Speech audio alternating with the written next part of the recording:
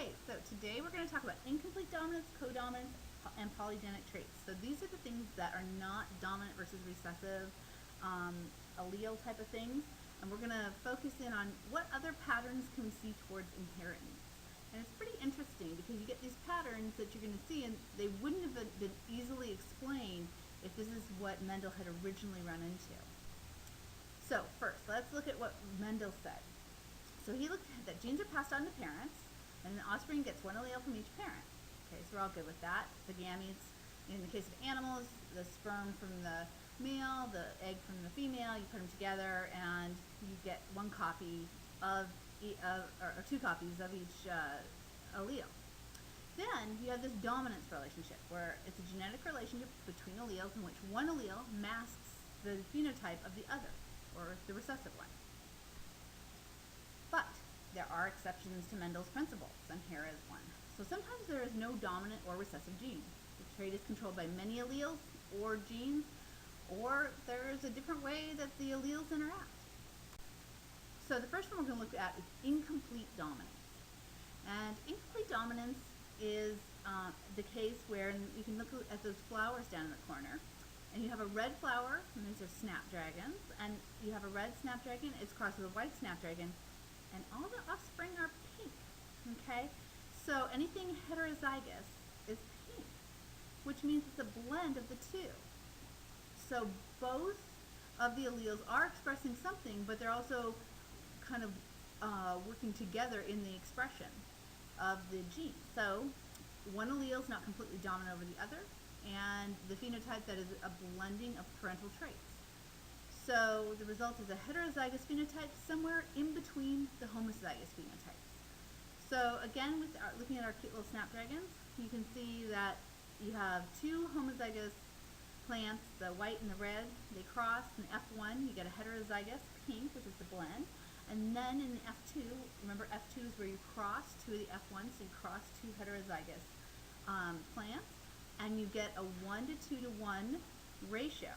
In this case, both of the phenotypes, both the phenotype and the genotype, both are the 1 to 2 to 1 ratio, because you have one big A, and that would be a 25% chance of having red flowers, two heterozygous offspring, and those would have pink flowers, and then little a would be, of course, white flowers, and you have a 25% chance of getting that as well.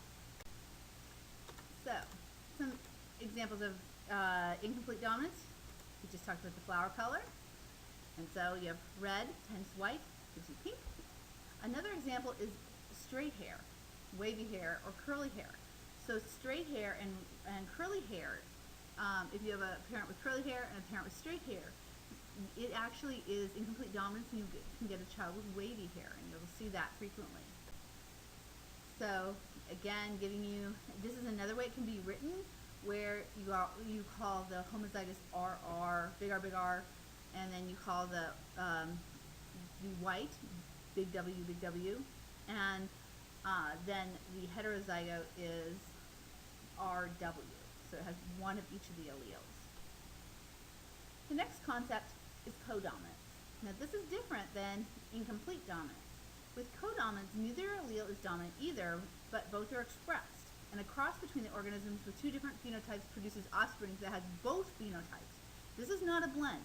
Actually, you have part of one parent and part of the other parent both being shown. And so we're going to see some chickens for this.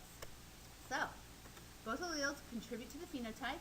And so if you have a black chicken and a white chicken, you get a speckled chicken that's black and white. Both the black and the white are both shown. Now remember, if this was incomplete dominance, you would be seeing a gray chicken, but that's not what you see. You see a speckled black and white chicken. Both of the genes the alleles are completely expressed.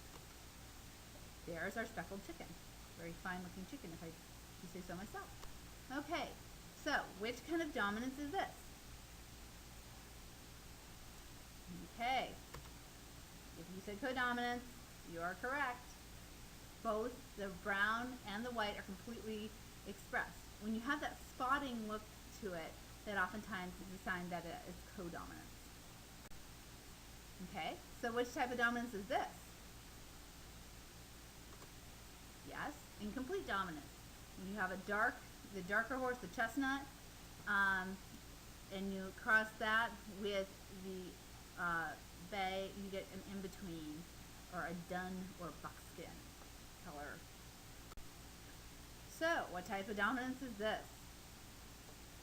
Yeah, it is incomplete dominance. These are the snapdragons. So you have the white, and it really they kind of look yellow, but they're supposed to be white. So white, and you have some red, and then when you cross the two, they have a blend, and that blend is pink.